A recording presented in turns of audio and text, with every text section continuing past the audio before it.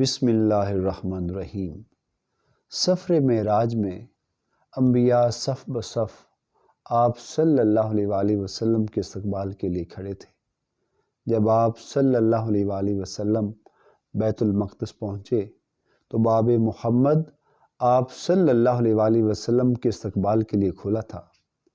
جبریل امین علیہ السلام نے اپنی انگلی سے دروازے کے قریب موجود ایک پتھر میں سوراخ کیا اور براق کو اس سے باندھ دیا۔ پھر آپ صلی اللہ علیہ وآلہ وسلم بیت المقدس میں داخل ہوئے تو تمام انبیاء کرام علیہ السلام آپ صلی اللہ علیہ وآلہ وسلم کی تعظیم، اکرام اور احترام میں منتظر تھے۔ انہیں حضور صلی اللہ علیہ وآلہ وسلم کی امامت میں نماز پڑھنے کا شرف حاصل ہوا۔ یہاں سے سفر معراج کا دوسرا مرحلہ شروع ہوتا ہے کہ انبیاء حضور صلی اللہ علیہ وآلہ وسلم کی اقتداء میں نماز ادا کر کے ادب و احترام مصطفیٰ صلی اللہ علیہ وآلہ وسلم سے مشرف ہو چکے تو آسمانی سفر کا آغاز ہوا، اس لیے کہ ہر زمینی عظمت حضور صلی اللہ علیہ وآلہ وسلم کے قدموں کا بوسہ لے چکی تھی۔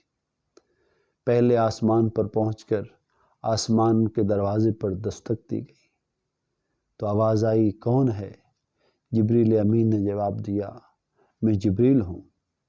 آواز آئی، آپ کے ساتھ کون ہے؟ جواب دیا، یہ محمد صلی اللہ علیہ وآلہ وسلم ہیں۔ آج کی رات انہیں آسمانوں پر پذیرائی بخشی جائے گی۔ آسمان کا دروازہ کھل گیا اور پوچھنے والے نے حضور صلی اللہ علیہ وآلہ وسلم کی بارگاہ بے کس پناہ میں سلام عرض کرنے کی سعادت حاصل کی۔ اور پھر حضور صلی اللہ علیہ وآلہ وسلم آسمانوں کی طرف بڑھے اور جب آسمان دنیا پر آئے تو دروازہ کھٹکھٹایا۔ آواز آئی، کون؟ جبریل امین نے کہا، جبریل ہوں۔ پھر کہا، آپ کے ساتھ کون ہے؟ انہوں نے کہا، محمد صلی اللہ علیہ وآلہ وسلم۔ پھر پوچھا گیا، کیا انہیں بلایا گیا ہے؟ جبریل نے کہا، ہاں۔ آواز آئی، خوش آمدید، کتنا اچھا آنے والا آیا ہے۔ تاجدار کائنات حضور صلی اللہ علیہ وآلہ وسلم کی ملاقات حضرت آدم علیہ السلام سے ہوئی۔ انہیں بتایا گیا کہ یہ آپ کی جلیل القدر فرزند ہیں، ختم المرسلین ہیں، یہی حضرت محمد صلی اللہ علیہ وآلہ وسلم ہیں، یہی کل انبیاء کے سرتاج ہیں۔ آقا دو جہاں صلی اللہ علیہ وآلہ وسلم نے دادا جان کہہ کر حضرت آدم علیہ السلام کی بارگاہ میں سلام ارشاد فرمایا۔ حضرت آدم علیہ السلام نے سلام کا جواب بھی دیا اور اپنے عظیم فرزند کو دعاؤں سے نوازا۔ اس کے بعد مہمان عرش حضور پر نور صلی اللہ علیہ وآلہ وسلم کو دوسرے آسمان کی طرف اٹھایا گیا۔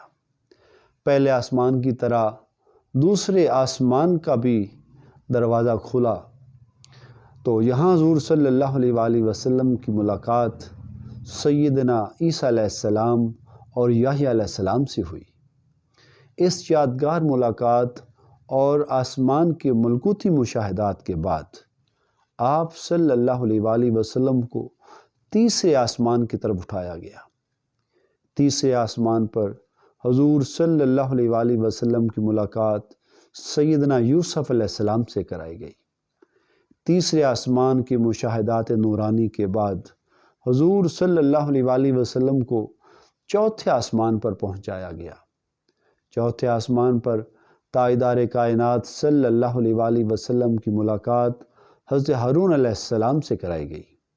اسی طرح حضور صلی اللہ علیہ وآلہ وسلم سفر معراج طے کرتے ہوئے چھٹے آسمان پر پہنچے اور سیدنا موسیٰ علیہ السلام سے ملاقات ہوئی۔ حضرت موسیٰ علیہ السلام کی چشمان مقدس اشک بار ہو گئی۔ حضور صلی اللہ علیہ وآلہ وسلم کی عظمت و رفعت کو دیکھ کر رشک کے آنسو چھلک پڑے۔ آپ کی زبان اقدس سے بے اختیار نکلا کہ خدائے بزرگ و برتر کے یہ وہ برگزیدہ رسول ہیں جن کی امت کو میری امت پر بڑھائی دی گئی۔ یہ وہی رسول برحق ہیں جن کی امت کو میری امت کے مقابلے میں کثرت کے ساتھ جنت میں داخل کیا گیا۔ مہمان ذی حشم حضور رحمت عالم صلی اللہ علیہ وآلہ وسلم کی ملاقات 7ویں آسمان پر حضرت ابراہیم علیہ السلام سے ہوئی۔